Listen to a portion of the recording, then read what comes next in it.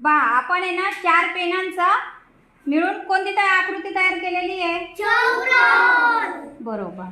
तर या चौकोनामधून फक्त एक पेन उचलून आपल्याला वर्तुळ तयार करायचं आहे. कर बरं कीर्तिका.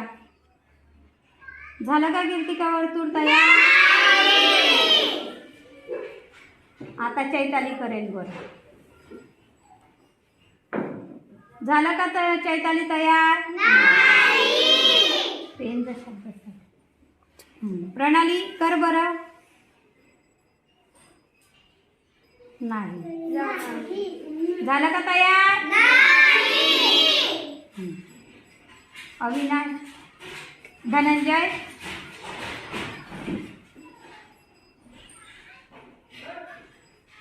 कर बरं विचार.